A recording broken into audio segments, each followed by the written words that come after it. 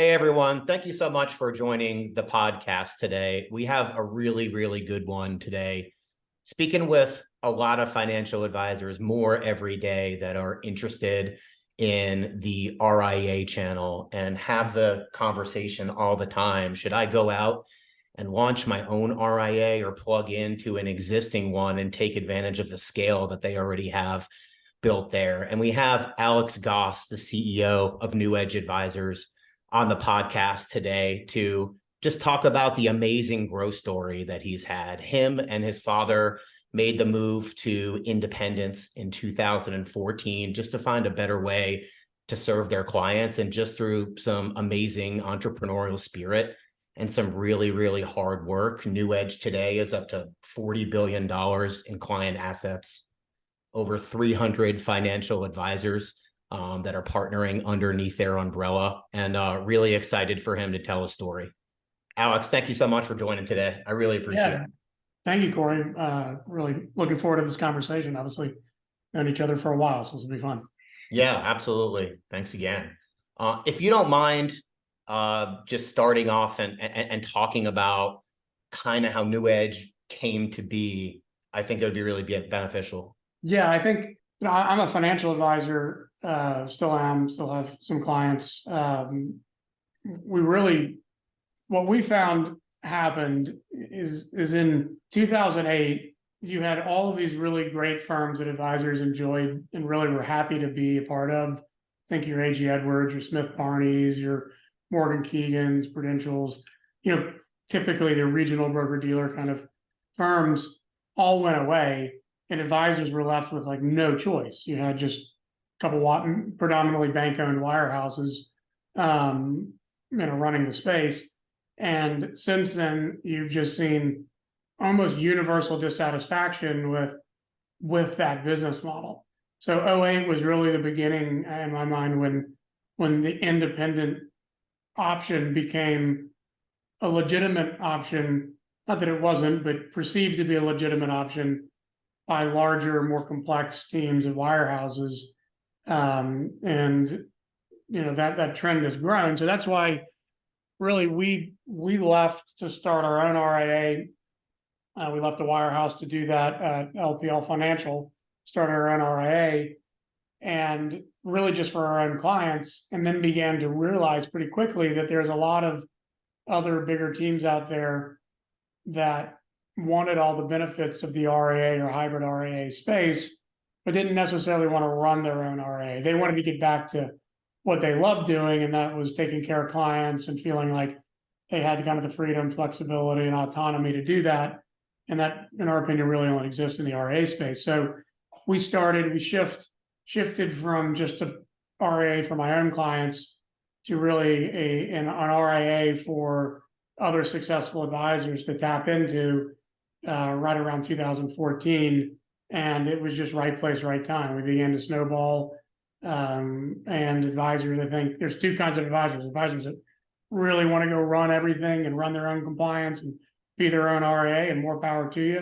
But there's a lot of advisors that really just wanted to work with their clients and have fun again, and didn't want to have to do all of the back end work to get to that experience. And that's really the kind of niche that we've fallen into.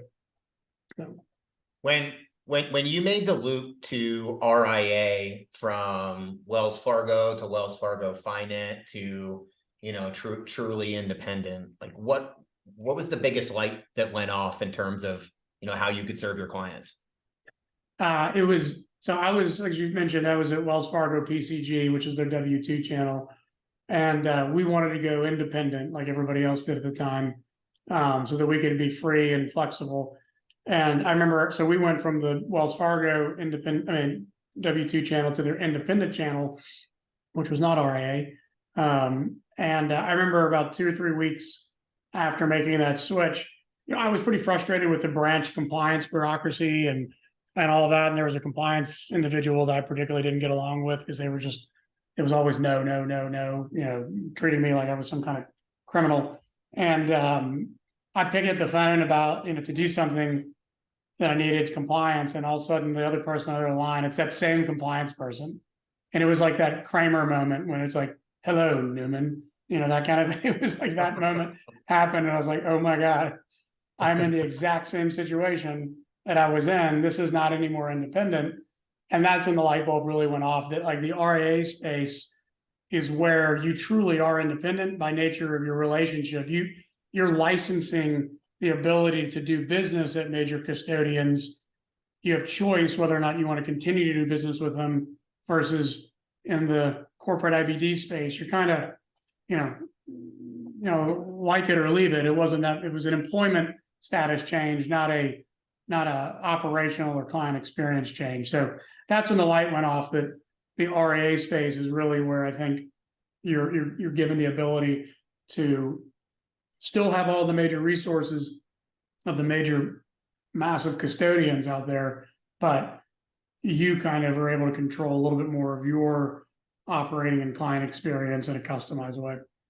Nice. Yeah, I tell financial advisors all the time, there's a humongous difference between what FINRA and SEC says you can do as an independent business owner and what a really large firm is comfortable, policing across, 12,000, 14,000, 15,000 financial advisors. It's completely night and day.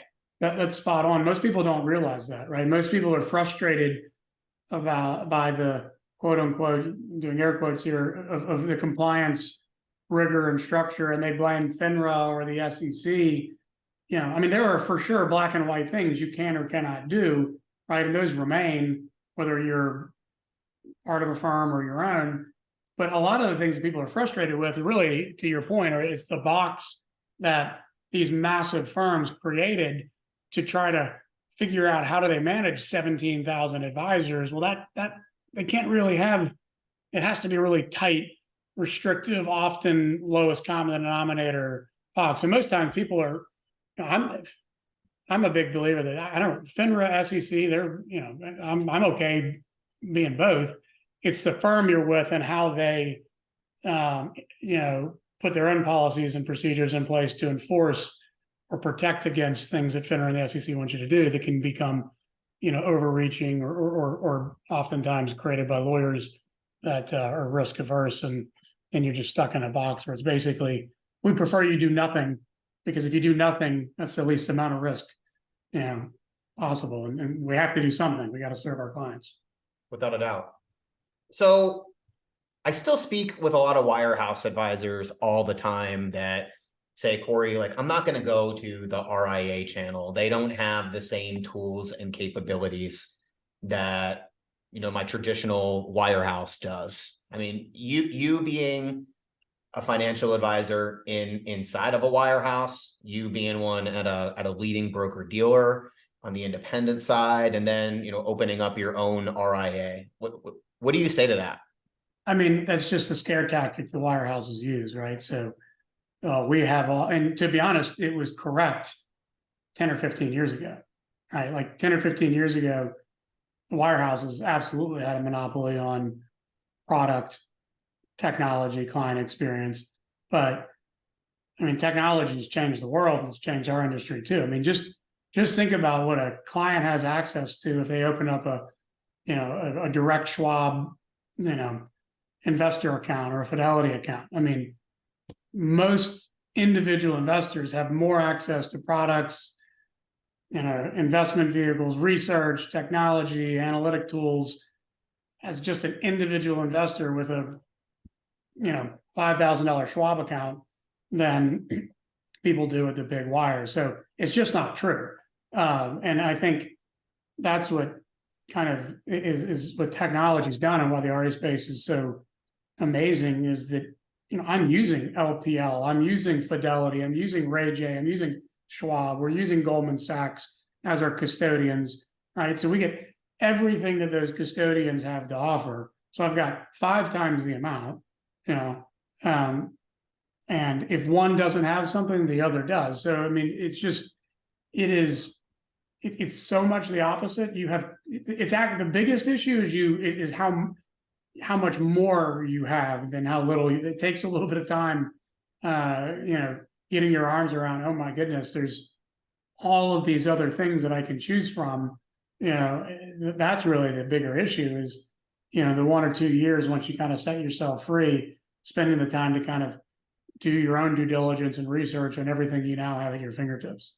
Yeah, it's overwhelming Yeah, to say the least. for And sure. analysis paralysis could come really, really quickly if you don't have Yeah, it's someone like guiding it's you the through dog that caught the bus. It's like, I need more freedom, flexibility. It's like, here it is. You're like, oh wow, that's it. it's kind of nice when I was only told I could use 10 things. Yeah, for sure. So I mean, Alex, NewEdge has had faster growth than almost any other RIA I've ever seen in the industry. It's truly been impressive. I think last year you guys had like 9 billion in assets under management. If I'm wrong on that number, you can correct me. Come into the firm in a year, I think. But Yeah, that's correct. Yeah. what do you think?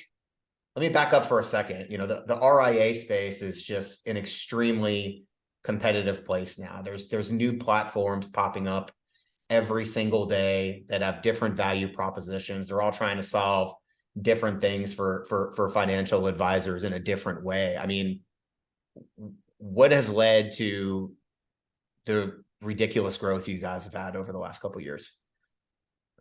Well, let me first state that what you mentioned is true. There are more firms now out there competing, really competing, right? So there are more firms that actually do have value and do have technology and do have something to offer advisors. So that's it's a really exciting time to be an advisor, because you have more choice now of who you join and what you need than you've had in a long time. Our success, I think, has been recognizing that there are all sorts of advisors out there that are unhappy, and all sorts of advisors need different kinds of things. And we decided to not try to be all things for all advisors, and really laser focused on a specific niche, which is kind of already arrived advisors that are more successful, that are a little bit more enterprise in nature, usually 2 or 3 advisors, 2 or 3 support staff or more. They're dealing with more complex needs. So we focused on those. Whereas I think a lot of the other firms kind of, they'll take, not all of them, but a good portion of them will go after any kind of advisor. And, that's where they struggle, because it's hard to be everything for everybody. And you don't need to be everything for everybody right now. There's so many advisors out there. Pick your niche, pick your value proposition, and be absolutely dedicated to it. So that's helped us, as we're focused on, a specific type of advisor. We don't talk to advisors that we know are outside of that. That's helped us kind of not waste each other's time. Like, I talk to an advisor, our team talks to an advisor, we'll know within, 10 minutes whether we're a good fit for each other, and not spend 3 months back and forth trying to convince each other, we're good or not the right fit, only to realize, like, we're probably not. And I think that's what happens. I think a lot of other groups are they're talking to anybody and everybody, and they should just be talking to kind of their core target advisor group. Yeah, and that was an important thing for me to add. On top of this growth, it hasn't been like growth in exchange of quality. It's been really, really impressive. Financial advisors, large, complex, independent teams, corner office, wirehouse teams. It's been really impressive for sure. One thing that, helping financial advisors explore their options and exploring your firm, that I have found really, really attractive, and my advisors that I help have found really, really attractive, is your low cost outsourced or insourced, however you want to say it, models. I speak with a lot of financial advisors every day that would definitely consider outsourcing their models to free up their time. But on the independent and the RIA space, that is very, very expensive, with 99% of options out there, 25, 35 basis points. Can you talk to me about your rationale and dig in deeper on these models, and why you're less expensive than most people out there in the industry when it comes to that? Yeah, I mean, I think a lot of the financial advisors moved into discretionary kind of advisor driven portfolio or investment or model management, really started taking off in 2009 after the financial crisis. One, to gain control, right? Because they felt like money managers didn't do a good job making decisions during the 2008 crisis. So that was kind of like the beginning of it. And then as fee-based management took off, like you said, outsourcing is so expensive in the midst of a fee compression environment, right? Like the average client fee isn't coming down a ton, but there is fee compression. And, so to absorb just a 40 basis point manager fee and then go charge your client, 1.5, well, you can do it. People do it all the time, but I mean, that's a pretty big chunk of the client fee going out the door. So a lot of advisors, I think, manage money in-house when they probably shouldn't, right? Like some are really good at it and more power to them. But I think a lot of advisors did it. Hey, I can do this. Nobody really is beating the benchmark anyway. I can match that. And, one, maybe they are, but it's not a free lunch. It takes a ton of time to do. And it also creates risk, right? Because now the buck stops with you when it comes to performance. And all of a sudden, advisors are having conversations with their clients about performance when it used to not be about that. It used to be the overall, structure. And hey, this manager isn't working out, we'll fire them and hire this one. Now it's like you can't really fire yourself for performance. So I think it's a big problem. But to your point, it's extremely expensive to outsource it.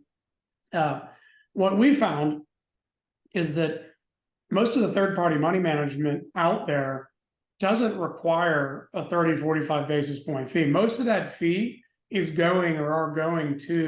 are going to the house, the wirehouse, or the platforms like an InvestNet or Tamarack or something like that. They're collecting a big chunk of that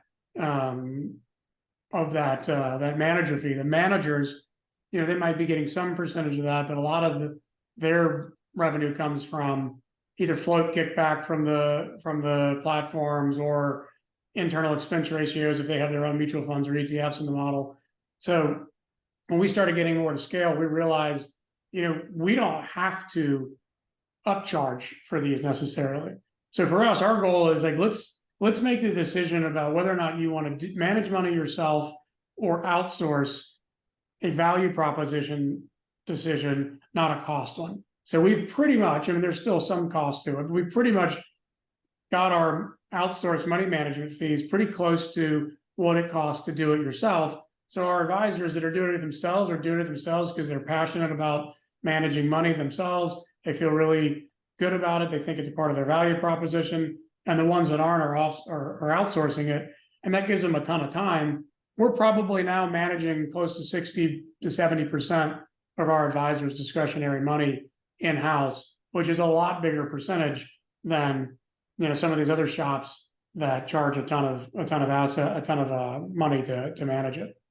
Yeah, I was just reading a study the other day from Asset Mark, and they said 87% of the financial advisors that have outsourced money management, I think they polled 1,000 financial advisors, and 87% were just having a much more enjoyable practice with a lot more time in their day. But the other thing was they were, growing 33% higher per year. So it was really, really interesting. And I'm glad we dug into this because I think a lot of employee financial advisors don't know how outsourcing your money management is going to impact your bottom line on the independent side. We're working with an Edward Jones advisor right now that I actually sent over to have a conversation with you, but doing 2 million in trailing 12 production, all fee-based at 1%. And he wants to start outsourcing, and he's starting to look at some firms, and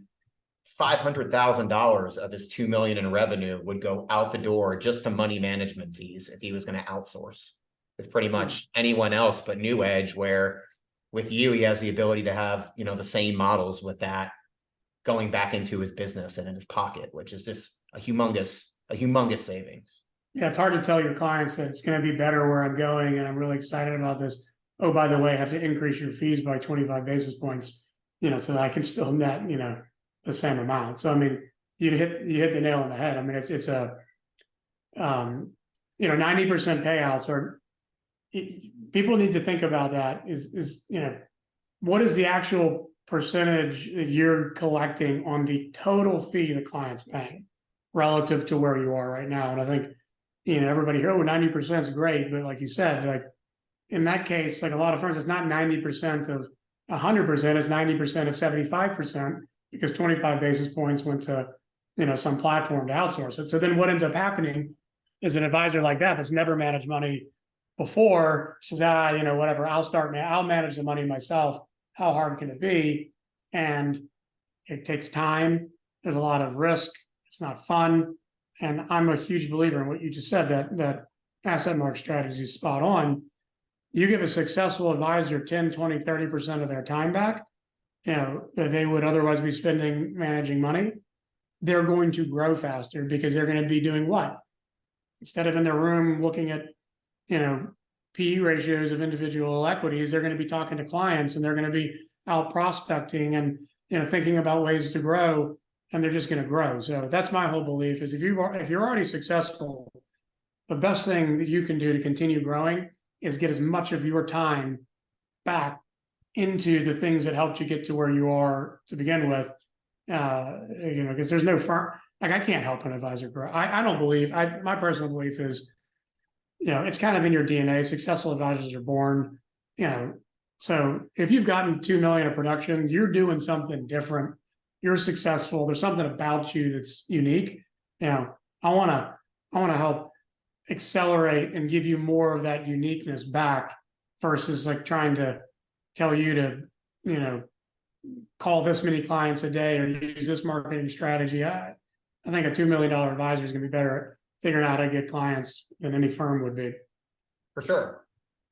So I mentioned earlier in this conversation that there's just a lot of competition popping up every single day out there on the RIA space. And there's a lot of smaller $1 billion, $2 billion companies that are, trying to recruit really heavily right now. I think we just gave one example with the insource models that we were just talking about that they can get with a larger organization that you can't really get with a smaller firm. But what does an advisor get plugging in with a NewEdge that they wouldn't get with a smaller RIA? Again, I mean, our firm is geared towards successful advisors. So everything that we have is really for teams that already have infrastructure, right? So we're not promising you that we're going to do your back office or front office work. Like our things are, again, like helping you have more time. So money management, we also have, a pretty robust suite of CFAs and portfolio managers that if you do have a complex case, they can come in and meet with the client, get creative around individual money management. We have a pretty large marketing team that can help you build your website, launch marketing strategies, really customize, your digital presence. Another huge piece of who we are is our culture. So it's all bigger teams. You mentioned our AUM, but it's not a lot of groups. I mean, 300 groups for 40 billion in assets is not a ton of groups. So we get together all the time. Like every good idea that our advisors get come from an advisor. Like that's our biggest, to be honest, value is that we've got successful advisors. So we have regional kind of study groups. We get together. We have national groups. We get together. We have monthly calls. A lot of it is about just kind of sharing ideas and hearing how other teams across the country that kind of look and feel like yourself are operating together. We have a pretty significant fintech team. So we call it customizing your tech stack. There's a whole, if you ever look at that Michael Kitz's chart of like all the fintech that's out there, I mean, it gets bigger every day. There's thousands of things that you can use. It's not just about whether you want to use it. It's how does it integrate with your custodian? Does it integrate with your CRM? Does it integrate with, I mean, it's not just I want to use this and turn it on. So we have a really big team that helps our advisors if they find the fintech or third-party technology that they want to integrate into their client experience. integrate that not just on the front end for the client, but all the way back, oftentimes to billing and account opening. Think like Orion is a perfect example. Orion, everybody's heard of it, right? Huge piece of our core technology. Orion is not an off-the-shelf technology. You have to have, we've hired, I think, 4 or 5 people directly from Orion to come in and help us build Orion in a way that it, gives our advisors and our back office a digital and efficient scale, piece of the business. So again, I mean, our business model is pretty much like we deal with people that probably could be their own RIA from a size and scale standpoint, but shouldn't, right? And then don't want to. And we price ourselves to be, right around kind of what it would look like if you were operating your own RIA. And then we add on all these other services that and resources that an individual team, like I have my own practice. We're roughly about $1 billion under management of my own personal practice. Like I can't afford on my own practice a lot of the resources that my practice now gets because of this bigger organization that we're tapped into. So let's just pivot to that. So every day I'm having conversations with advisors about the RIA channel. It's exciting for a lot of different reasons: the technology, the investment flexibility, the compliance flexibility. We could go on about that forever. But the next conversation after that is, do I do it myself, or do I tuck in with someone existing like a NewEdge?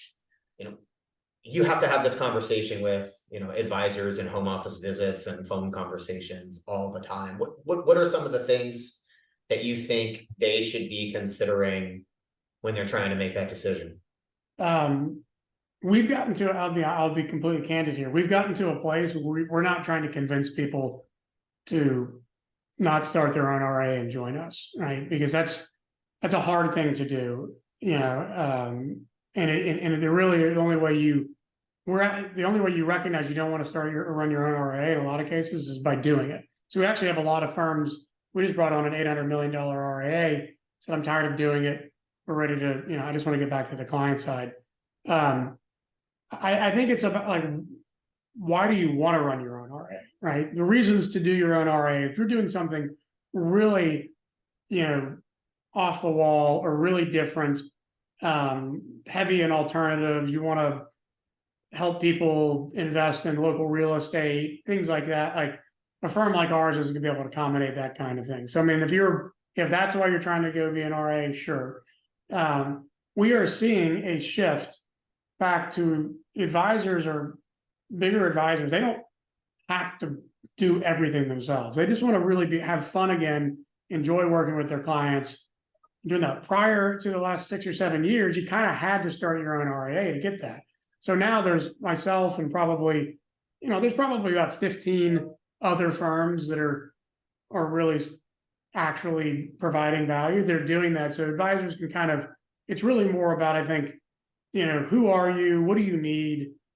Talk to a firm like ours, talk to a couple of other firms, and, find the one that's able to that all the advisors that are with them look and feel like you, and you feel like you're, finding the right home. If you're really passionate about, and you just want to do it, you want to run technology and integration and, custodian and billing and do all those things, more power to you. Go ahead and do it. And so I tell people, it's not that you can't do it. I mean, I did it, right? Like, you can do it. It's really a question of like, should you be doing it and why are you doing it? I'll say this, we see a lot of groups wanting to start their own RIA.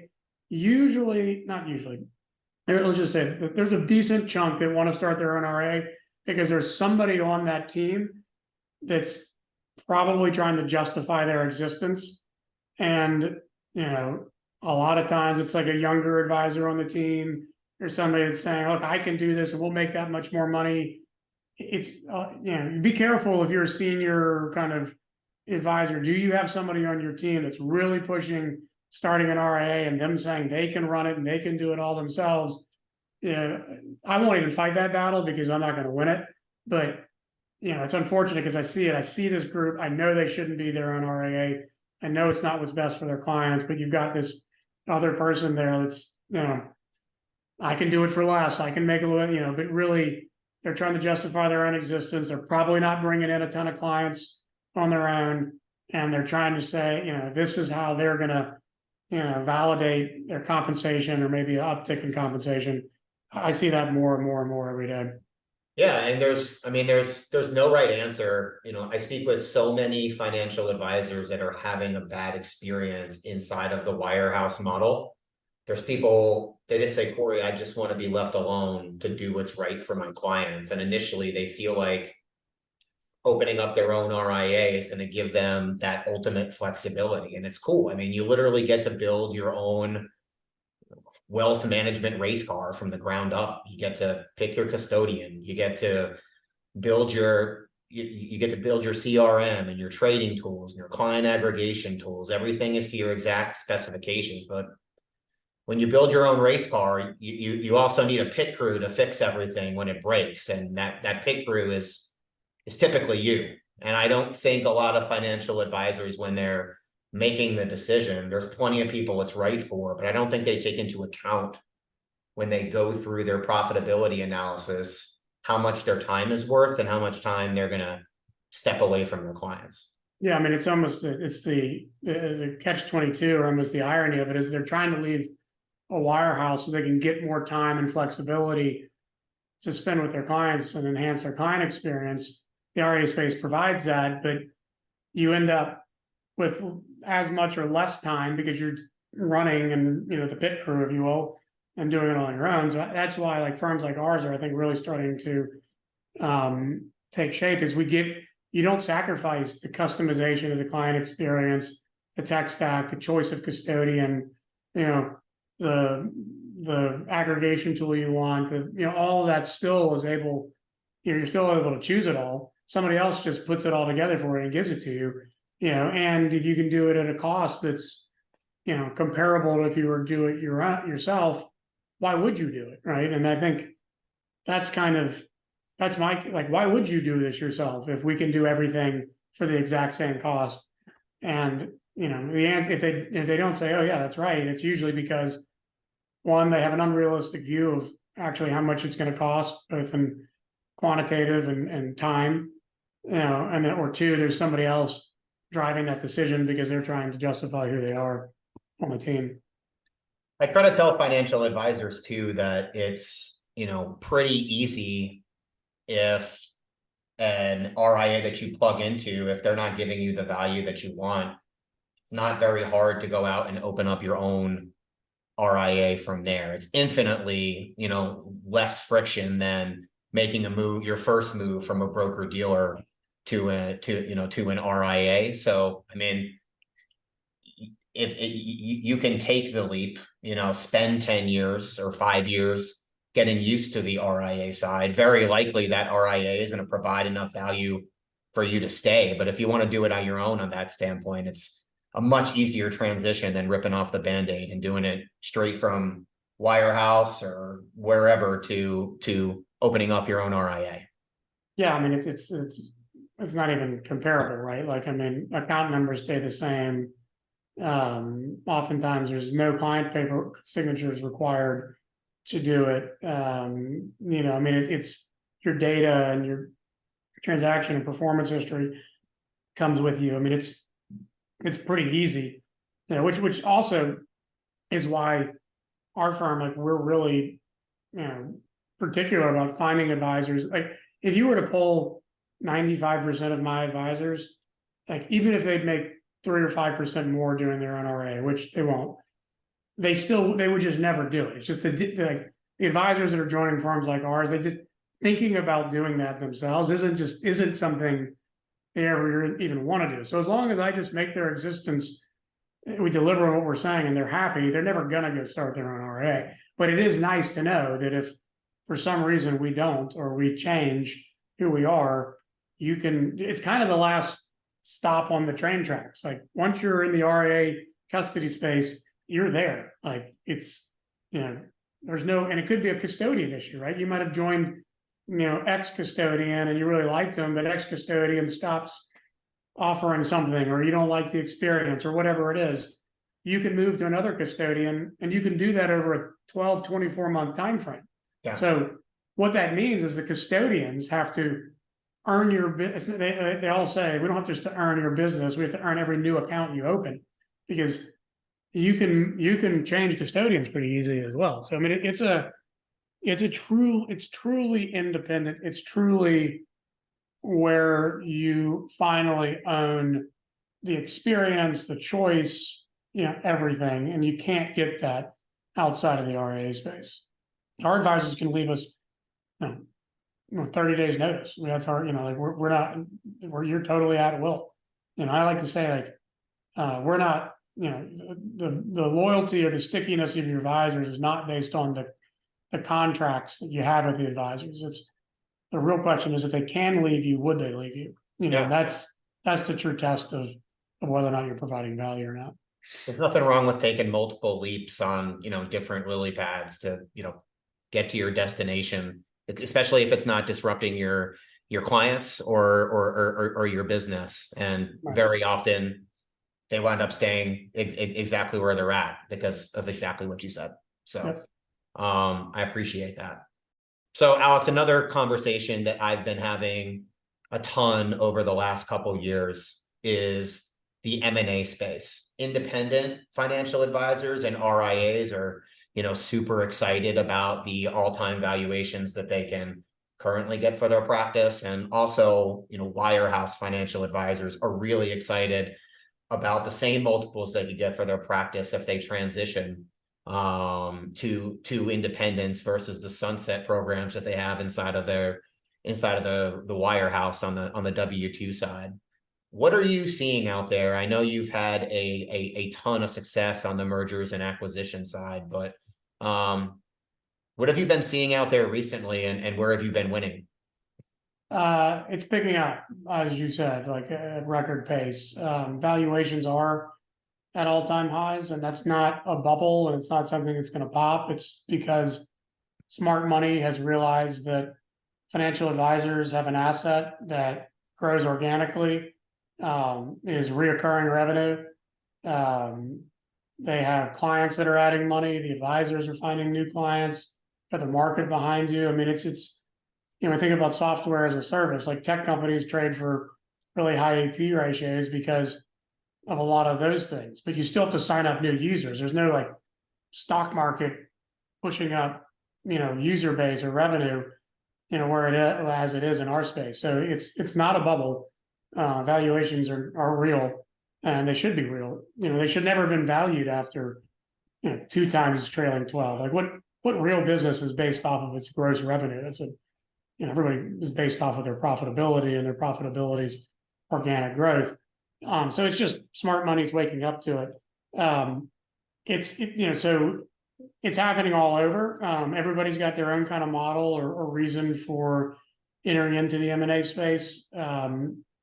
I think there were some early players in that space, some of the big names. One just went private again. You've got others that are, they've been out there doing it that maybe didn't do it exactly the right way. I think the big issue is they bought these like big teams with retiring advisors. The retiring advisor left, and then the next gen was kind of like, well, I didn't get anything out of this. Why am I going to sit around for 15 years making nothing? I'm going to go somewhere else. So M&A strategy that takes care of both the senior partners and also the junior partners, and we call them G1 and G2, is really important. And so our average advisor is 49 years old. So we have a really young average advisor age.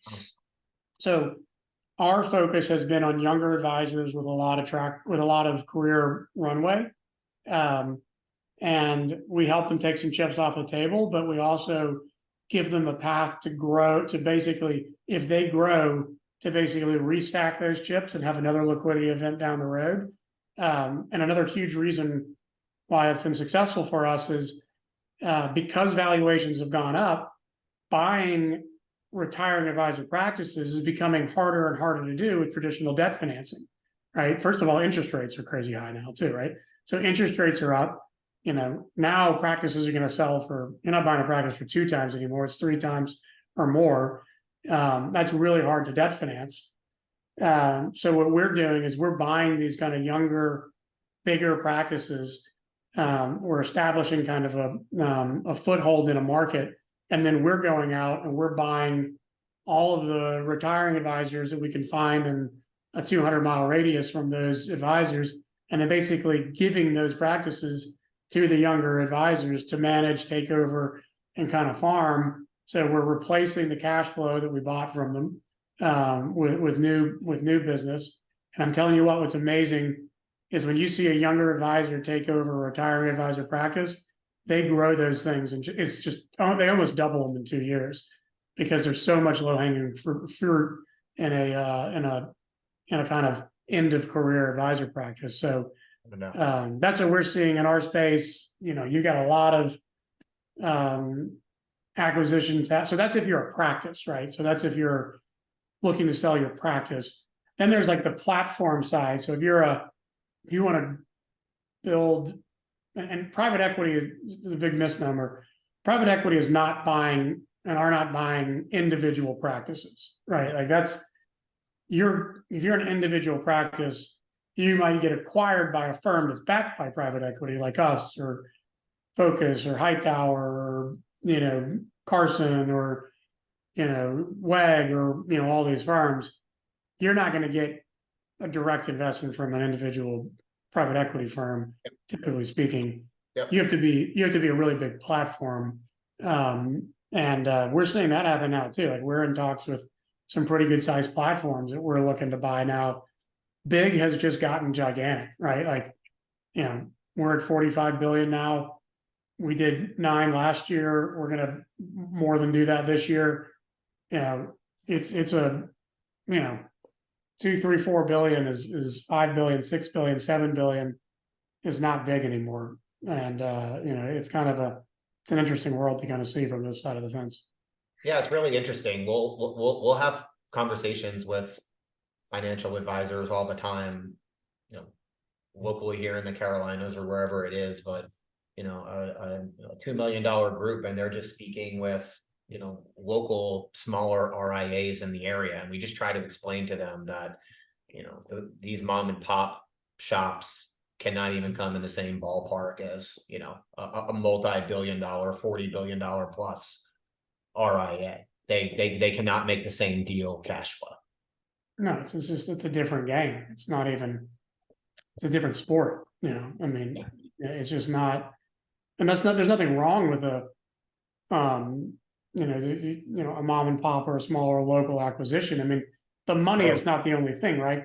The fit and the qualitative nature of it, you can still get a really good deal locally, right? Somebody's still going to pay money. It's just probably going to be more on like an earn-out structure that's going to get paid out to you over 5, 7, 8 years. It's not going to be as much up front.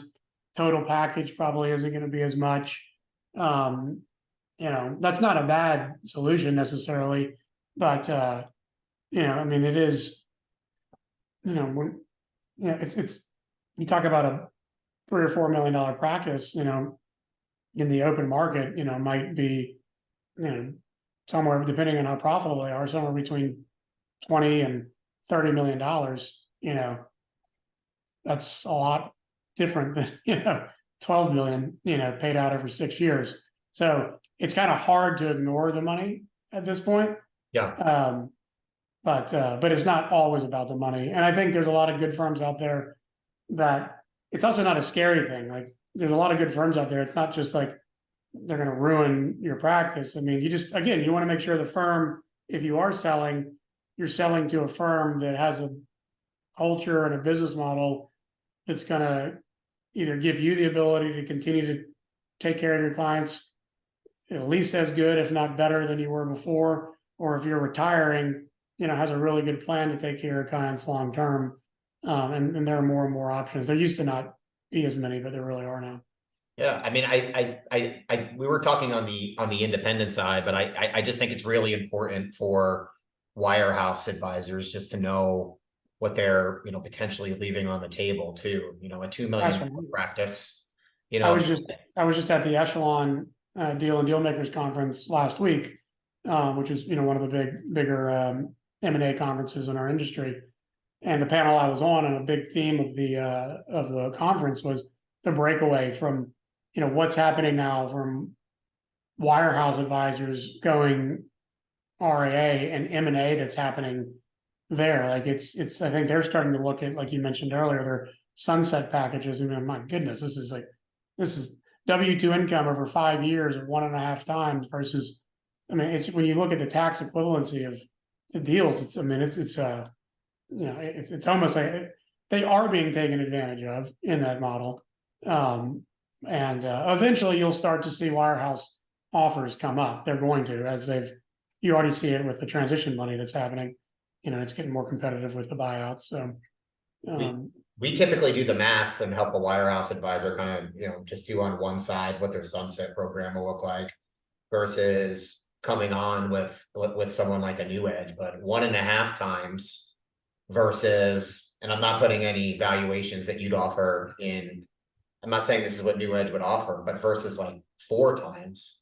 And then that's only part of it. And then it's the difference between, 40% taxation at ordinary income versus on the independent side, 20% at long-term capital gains. Typically, when we do the math on a $3 million and above teams, it's 2.5 to 3 times more after tax money. It's wild. Yeah, and there's another piece that people, I think, often overlook is the time value of money, right? Because the deals with firms like ours, usually 100% of that purchase price is paid out in the first 12 to 24 months. So you have your after-tax cash in your bank account, oftentimes on day one, so now that's growing, right? Versus, paid out over 5 or 6 years. Like, it's not, it's people just, oh, that's not, it is real. There's a real, just throw look at CDs now. You can throw a 5%, return guaranteed on that money, and let that compound over 5 years versus what you get. The difference is just it's crazy. Unbelievable. So Alex, my apologies. I didn't ask you this question in the beginning of the podcast, but in my opinion, one of the most impressive things about NewEdge is just all the different business models that you have, the different ways you're kind of meeting financial advisors where they're at. Can you kind of talk about the different silos of NewEdge and how you're helping advisors? Yeah.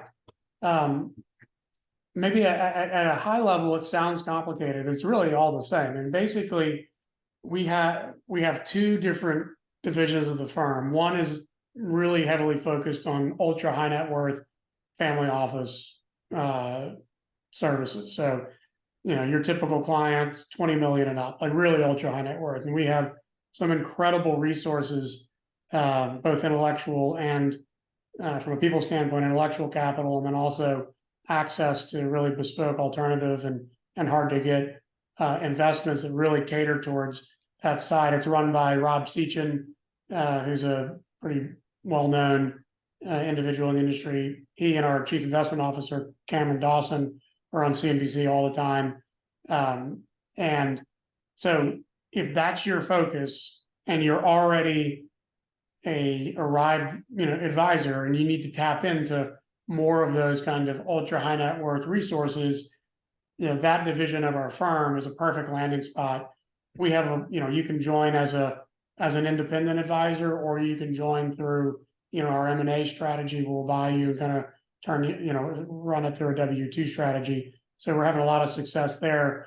And we also have, for those advisors that focus more on kind of that $1 to $15 million household, or some of the ultra high net worth advisors that don't really need the resources that the multifamily office side offers.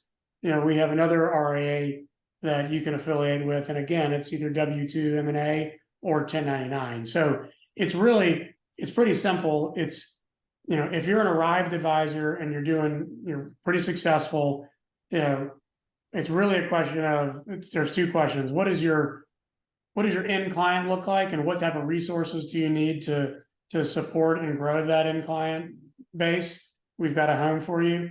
And then whether or not you want to affiliate in a 1099 structure and kind of own most of your company and keep growing it, or if you want to affiliate through an M&A W-2 type structure, take some chips off the table, but still have a path to grow it and maybe have a liquidity event down the road, we've got that structure as well. So we like to say, we have a home for elite advisors.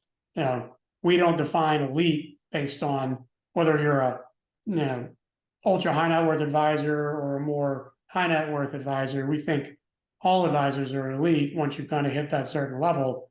But what you need to service the client is a little different. And so that's why we're one of the only firms that really has kind of a landing spot for both kinds of advisors. And then also, too, if you're not focused on ultra high net worth, but one of your clients has a liquidity event that jettisons them up to all of a sudden the ultra space, we can take all the resources on the ultra space and help try to keep and retain those assets for you. So it's been kind of fun to see how both sides complement each other. It's awesome to have that weapon in your arsenal, no doubt. Yeah, big time. It's been helpful for sure. We've won some. Usually, high net worth advisors don't keep. If you have a $5 million client and they become a $50 or $100 million opportunity, they're typically not keeping the bulk of those assets because an ultra team will come in from somewhere else and try to paint the advisor to be unsophisticated. Yeah. So we're able to really kind of come in and compete and say, no, we've got all the sophistication, actually probably more sophistication, and keep those assets with the advisor. Awesome. So Alex, I'm just curious in your opinion. I speak with a lot of financial advisors that are attached to a wirehouse that also have an independent channel, and it's sold as pretty easily to make a move from one place to another, like a Wells Fargo PCG to a Wells Fargo Finet, their independent channel. And I'll help explain to financial advisors what they get by moving outside of a Wells Fargo type of ecosystem. But there's no one better to talk about it than you, because you were both at PCG, you moved over to Wells Fargo Finet, and now have your own RIA. Can you talk to what an advisor should be thinking about when choosing path of least resistance versus more flexibility? Yeah. So I mean, first of all, Finet isn't necessarily or Wells Fargo a bad place to be. It's just, if you're unhappy at PCG, you're going to still be unhappy at Finet, right? And that goes for all. If you're unhappy at Ameriprise's W-2, you're going to be unhappy at Ameriprise's independent channel and every other firm that's out there, because it's the exact same thing. It's not really anything different other than an employment structure change from W-2 to 1099. Everything else is the same. Compliance policies and procedures is the same. Access to technology, it's the same technology. You can't go multi-custody. I mean, you're just as captive. It's just, so, if you're unhappy, you're still going to be unhappy, right? So then let's take somebody that's unhappy as the example, because if you're happy, it might be a good move for you. If you're unhappy, then it's I know I don't want to be here, but it seems easier. It's the path of least resistance. That was probably true 7 to 9 years ago. What's happened now with the digitization of client account opening is it's actually almost identical, right? You still have to send out client consent paperwork to every client if you're going from one W-2 channel to their independent channel. And all the firms, the client has to consent to the move. You may not have to fill out the paperwork, but the client, maybe the home office will do it for you, but they're still sending it out. The clients a lot of times actually have to sign it, agreeing to the move. You're still running around trying to get your office space set up. You're still running around trying to get, your new brand set up, your HR, your payroll, all of those things set up. So leaving entirely, you don't need driver's license information anymore. You don't need, all that KYC information you used to have to. You don't need statements anymore to move accounts. I mean, you fill out the account, the client DocuSigns and clicks, and the assets have moved within 3 days. So I would argue that it's maybe it's slightly more comfortable for you to think that way because nobody's going to call on your clients, right? Nobody's going to try to go after your clients. But the reality is that 98% of the clients you want to come with you are going with you no matter what happens. And I have seen some horror stories in advisor transitions where, they couldn't call clients for 2 months because of licensing issues, and they still brought over all their assets. So it's really not that much different.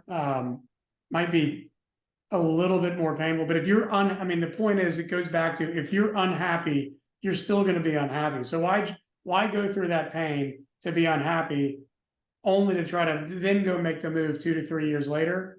There's really no reason to do it. Not to mention now too, they put a lot of hooks, because a lot of people have done that. They moved from W-2 to independent, and now it's like you're kind of locked in for 6-7 years a lot of times, or there's some financial penalties to leave. So, bite the bullet, rip the Band-Aid. It's not harder. And I think if you spend the time to understand, with a group that's good at doing it, it maybe it's marginally different. Maybe it takes 75 to 90 days versus 60 to 75 days to get it all moved over. But, it's so much more worth it. And then you're fine. And then you're done. And you never have to be unhappy again. And I think most people just move because they're unhappy and they're thinking, at least I'll try to get out of here another 4 to 5 years. I say just skip the whole process and just go straight to the happy land. That's really what it is. I agree. There's no one better to answer that question. So I appreciate it very much. Alex, we've known each other a long time. I'm so happy with your growth. It's so awesome to see. And I'm looking forward and seeing more to come. I've been speaking with many financial advisors that have been thrilled with NewEdge. So congrats again. Well, I appreciate it. Thanks to also congrats to your success too, Corey. I know you've come from internal to starting your own company and you're killing it. So it's awesome to watch as well. Thanks so much. All right. Thank you.